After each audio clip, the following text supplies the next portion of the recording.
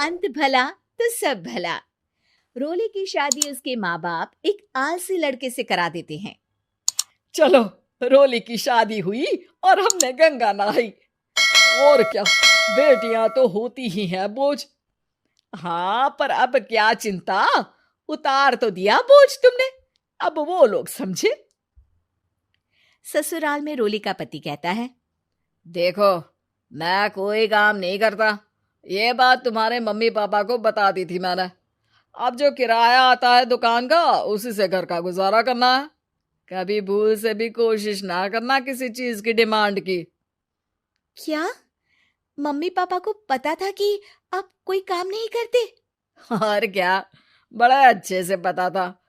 उन लोगों को तो तुम बोझ लगती थी, बोल रहे थे कि बस शादी कर लो और कोई मतलब नहीं है। रोली को यह सुनकर बहुत गुस्सा आता है, लेकिन करती भी तो क्या, क्योंकि वो जानती थी कि उसके माता पिता ऐसे ही हैं। जैसे तैसे रोली दिन काट रही थी। रोली को एक प्यारी सी बेटी होती है। धीरे धीरे वो बड़ी होती है और उसके साथ उसकी जरूरतें भी बढ़ती जाती हैं। सुनिए जी, अब तो सिमी बड़ी हो रही है, उसका स्कूल में दाखिला कराना है। मैंने अब तक तो जैसे तैसे समय काट लिया, लेकिन मैं बच्ची की परवरिश में कोई कमी नहीं रखूंगी। अरे क्या है यार, अब तो लगता है कोई ना कोई काम ढूंढना ही पड़ेगा। अब पति रोज काम की तलाश में जाता और बिना किसी काम के वापस आ जाता। रोली समझ जाती है कि पति के अंदर अब काम करने की क्षमता नहीं है।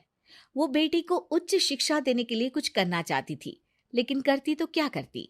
एक दिन रोली की सहेली कहती है, रोली, मेरी कोई औलाद नहीं है। अगर तू मेरी औलाद को जन्म दे तो मैं तुझे तेरे मुंह मांगे पैसे दूंगी। अरे, तेरी औलाद को मैं कैसे जन्म दे सकती हूँ? सरोगेसी से। बच्चा मेरा और वैभव का ही होगा, लेकिन कोख तेरी होगी। ये संभव है रोली। रोली कुछ सोचकर कहती है, मुझे मंजूर है, लेकिन मैं इसका 2 लाख रुपया लूंगी। अरे कोई बात नहीं, मुझे मंजूर है।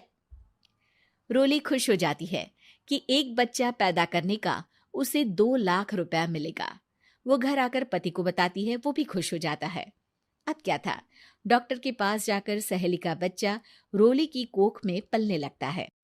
मुझे 20,000 चाहिए मेरी बेटी के एडमिशन के लिए।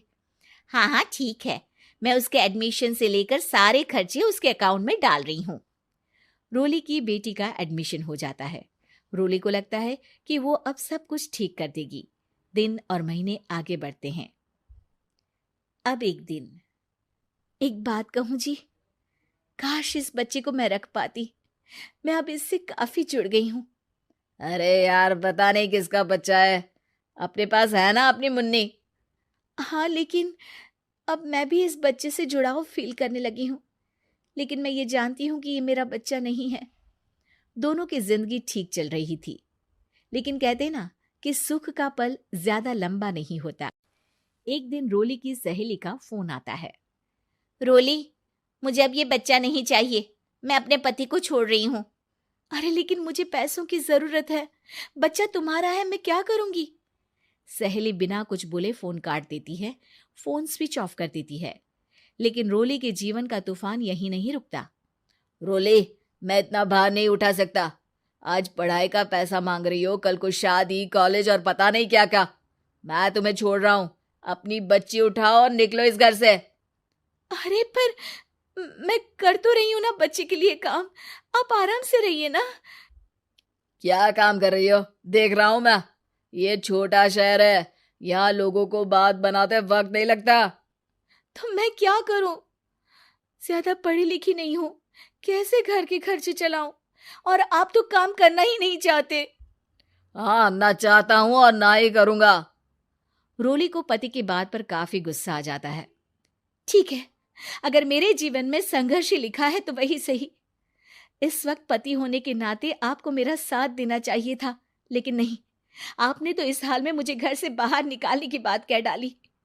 देखो, ये सारी फालतू की बातों के लिए वक्त नहीं है मेरे पास। रोली, जिसकी कोख में किसी और का बच्चा था और साथ छोटी सी बेटी, पति का घर छोड़कर रास्ते पर आ जाती है। रोली के पास मायके के सिवा दूसरा कोई रास्ता नहीं होता।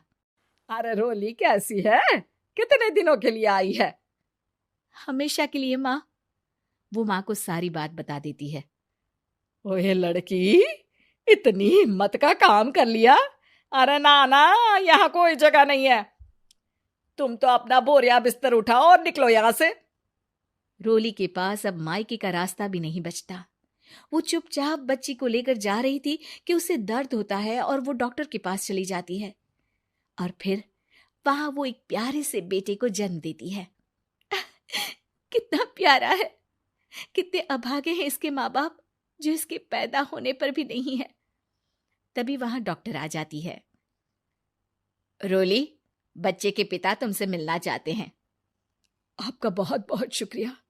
मैं इस बच्चे को पालूंगा, भले ही इसकी माँ ने इसे छोड़ दिया हो, पर मैं अपनी जिम्मेदारी निभाऊंगा।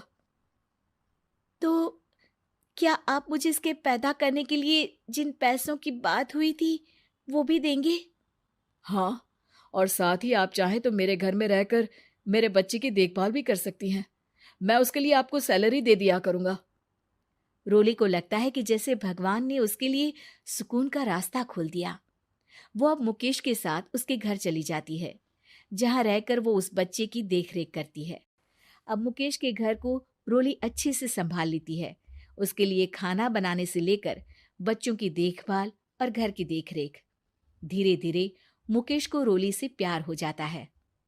रोली, तुम्हारी बेटी और मेरा बेटा बिल्कुल भाई बहन की तरह साथ रहते हैं। हाँ, आखिर है तो एक ही कोख के बच्चे, अटैचमेंट तो होगा ही ना। रोली, तुमने घर और मुझे दोनों को संभाल लिया। ये तो मेरा काम है। आपने भी तो मुझे छत दी जिससे मैं अपनी बेटी की पढ़ाई और भविष्य के लिए पैसे जोड़ सकूं। अब रोली, क्या तुम मुझसे शादी करोगी? अब मैं जानता हूं तुम्हारी भी शादी कुछ खास अच्छी नहीं रही। रोली को मुकेश की बात ठीक लगती है। वो उसे हाँ बोलने की सोच ही रही होती है कि उसके पहले पति का फोन आ जाता है। रोली, मैं बहुत परेशान हूँ। मेरा एक्सीडेंट हो गया है।